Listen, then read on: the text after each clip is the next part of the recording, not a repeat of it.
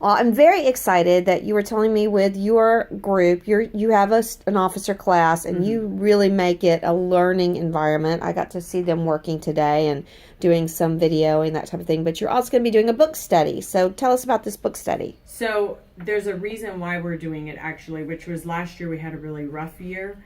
And we usually do a book study as part of officer tryouts. And we did one, but it was a different book.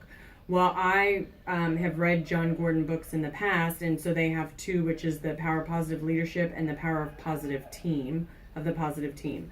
So I decided for our officer class, we were going to do a book study. So I've been reading it ahead of them, and then I'm coming up with assignments that they have to do, but that's not written work. It'll be things that they'll do within the team setting or within their officer class. Oh, I love this. Basically, where they're applying the principles of the book into their leadership style and into how they work with the team. And our goal is that we use the positive that they're pulling from here to just build a more positive team environment.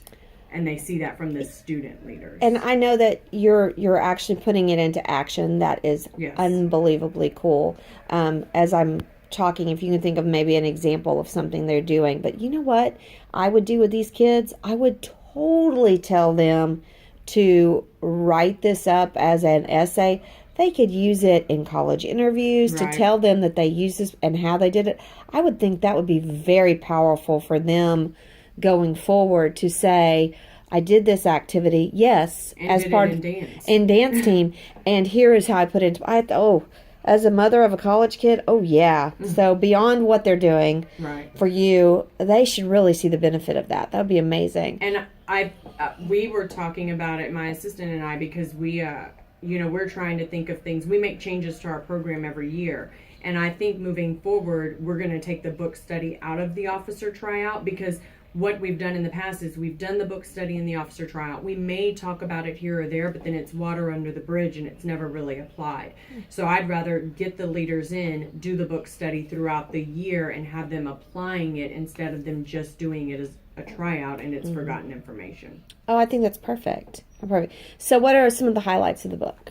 A lot of the highlights that he talks about in here is he basically says that not everybody, the whole point of it really is that not everybody is just a positive thinker. Most people are actually negative thinkers. Ooh, keep talking. I want to hear this. So it's basically about how you shift your mind from being the negative thinker into the positive thinker, and then how you build that into your team. And so he gives statistics like, in order for things to be successful, you have to give so many positive accolades per day or per practice or per week or per event, things like that. So it's a mindset shift. And what I find good about this book is I'm hoping that they'll take it with them outside of dance, because it has a lot of real life application too. Okay, so you're saying you're just a little bit ahead of them right now. I'm intrigued by this idea that most people are negative. I kind of would agree, especially today's society is so nitpicky. When you spoke of that, what I thought about was, and we had actually touched on this on a different reason, I can remember, you're so grumpy all the time, or you're so hard on the kids, or whatever. And what we perceive, because we are both hard-driven, goal-oriented, let's get this stuff done. So many people perceive what we believe is business as usual, work and get it done, as negative. So tell me how he would probably address something like that. Like your work vocabulary, your work, I'm going to say almost your work verbiage sounds rough to people, but it's not really meant to be. What would he suggest about that? Well, I'm going to give you a real life example that actually happened this week on our team. So every Monday we meet with our officers, and the last part of the meeting is they get to tell us their concerns so that we can listen and we can try to address or help them in areas that they need. And one of their concerns was that the team will say, when I give them feedback, if I'm giving an individual constant feedback, well, she's picking on me or whatever. I said, well, there's two ways you can look at this. The negative way would be, you're absolutely right. She's picking on me, and now I can't do this because my self-esteem is crushed because she keeps constantly calling out on me. I said, or you could be the kid that I was. keep giving me feedback. It's going to make me better. You see me doing this wrong and you're telling me, okay, awesome. That means I have something else to fix. That's the positive approach. But your brain is immediately wired to not think of it in that positive way. It's immediately wired to think, oh my gosh, she's picking on me. I'm a failure. I can't do anything right. When in reality, I'm trying to help and build you up.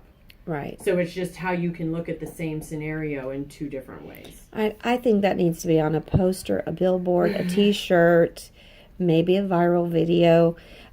I heard that. So you're picking on my daughter. You're this and that, as we were visiting, and trying to explain to parents as well. You want me to see. Correct. You want me to see what's going on. That means I'm observing your child. And I'm not picking on the personality. I'm correcting the mistakes. I'm trying to help you. Yeah, I'm making sure that they are adequately prepared for the performance. I actually will normally tell them, you should be more worried if I never say anything. That is why you and I are kindred spirits, because I'm like, if I start ignoring you, it means I've decided there's, not much more I can do. Right. I'll move on to someone who is eager, as you and I both would say. I'd rather work with somebody who's eager for the feedback. Agreed. Absolutely. One more, you were telling me about the author. Mm-hmm. Just for those of you, because like I said, I didn't recognize the name when you first told me. So tell our friends about John Gordon and his other book. He wrote The Energy Bus, and I know a lot of campuses will do it for staff development. We had to read it in grad school, and I will still reference The Energy Bus even though the kids are not familiar with it. But he talks about you being the driver of your bus, so you determine your destiny, and it's all about positive thinking.